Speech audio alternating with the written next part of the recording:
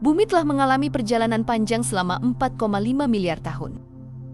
Dari planet panas tanpa kehidupan hingga menjadi rumah bagi jutaan spesies. Namun, masa depan planet ini tidak berhenti di masa sekarang.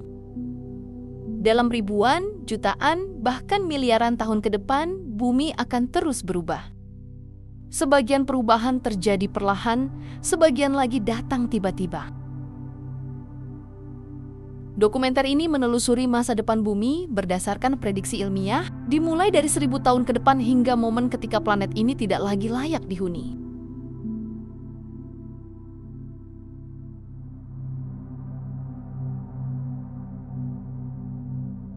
Dalam rentang ini, iklim global terus berkembang menuju keseimbangan baru. Es di kutub perlahan kembali membentuk lapisan stabil atau menghilang sepenuhnya, bergantung pada kondisi atmosfer. Kota-kota besar, jika masih bertahan, mulai tertutup oleh pasir, vegetasi, atau lapisan sedimen.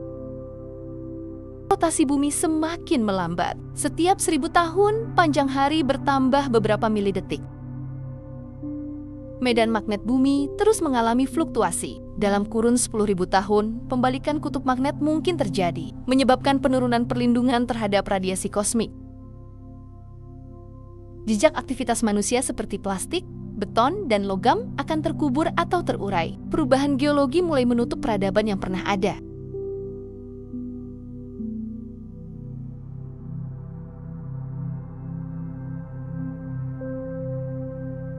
Siklus glasial yang telah terjadi selama jutaan tahun berpotensi kembali. Es dapat tumbuh di kutub dan Eropa Utara jika suhu global menurun secara signifikan. Sistem iklim mungkin memasuki fase pendinginan jangka panjang. Sementara itu, bumi terus bergerak dalam orbit yang sedikit berubah. Perubahan kemiringan sumbu rotasi dapat memengaruhi musim dan pola cuaca ekstrem. Beberapa benua mulai mengalami pengangkatan atau penurunan karena aktivitas tektonik. Samudra mungkin menelan sebagian besar kota pesisir kuno. Tanpa campur tangan teknologi, atmosfer bebas mengatur ulang dirinya secara alami. Gunung berapi masih aktif, dan hujan abu kadang memengaruhi iklim selama dekade.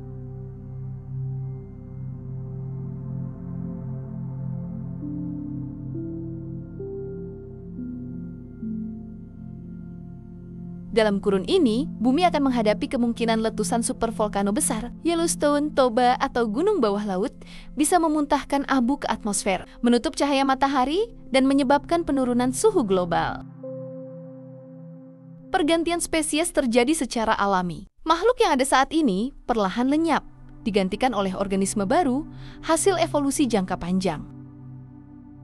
Daratan terus bergeser beberapa sentimeter setiap tahun. Dalam sejuta tahun, samudra dan garis pantai tampak berbeda dibanding masa kini. Di beberapa wilayah, lapisan tanah baru menutup bangunan, mobil, dan jejak teknologi manusia. Fosil baru mulai terbentuk dari sisa-sisa peradaban.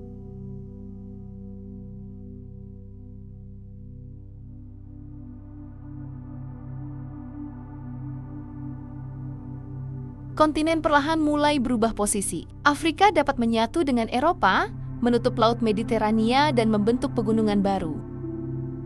Australia bergerak ke utara dan dapat bertabrakan dengan Asia Tenggara.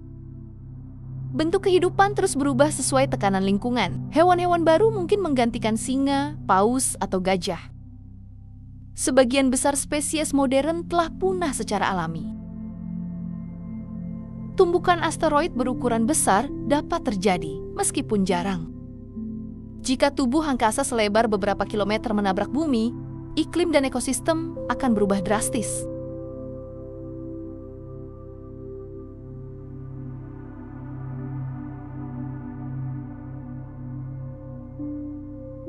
Pada skala ini, proses geologi menjadi sangat jelas.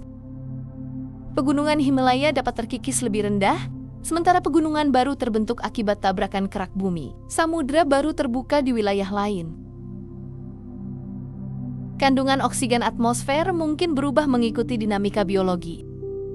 Jika flora melambat, kadar oksigen menurun, memengaruhi makhluk hidup berukuran besar. Benua-benua mulai bergerak ke arah formasi baru superkontinen. Air laut naik dan turun mengikuti aktivitas geologi dasar laut. Prediksi ilmiah menunjukkan bahwa sebagian besar fosil dan artefak peradaban telah hilang dari permukaan. Aktivitas lempeng tektonik telah menghancurkan atau menimbunnya di kerak bumi.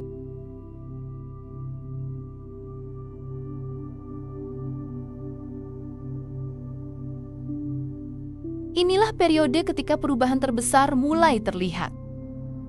Matahari perlahan menjadi lebih terang dan panas. Radiasi yang diterima bumi meningkat sekitar 10% dalam 1 miliar tahun. Suhu permukaan naik drastis. Lautan mulai menguap perlahan, meningkatkan kadar uap air di atmosfer. Uap air bertindak sebagai gas rumah kaca kuat. Jika ambang tertentu tercapai, bumi memasuki fase yang disebut runaway greenhouse effect, mirip dengan yang terjadi di Venus.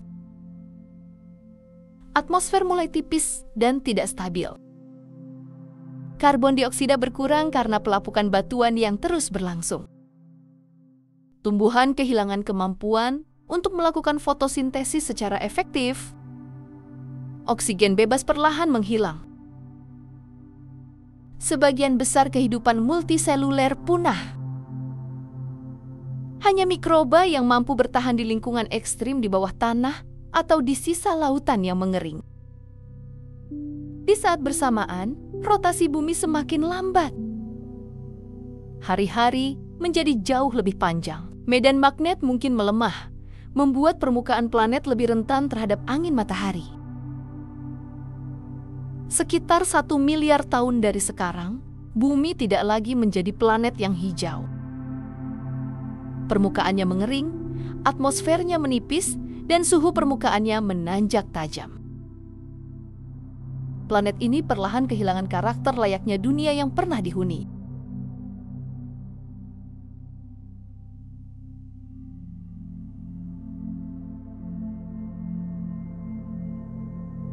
Masa depan bumi tidak berhenti dalam 100 tahun ke depan atau 1000 tahun ke depan. Dalam skala geologis, perubahan terus terjadi, bahkan tanpa campur tangan manusia. Dalam jutaan hingga miliaran tahun, planet ini akan berevolusi menjadi tempat yang sangat berbeda dari sekarang. Jika kehidupan cerdas masih ada, ia harus beradaptasi atau meninggalkan planet ini jauh sebelum perubahan ekstrem terjadi. Bumi pernah menjadi dunia yang subur, dan pada waktunya ia akan kembali menjadi planet yang sunyi. Perjalanan bumi berlanjut, dengan atau tanpa penghuni yang mengenang keberadaannya.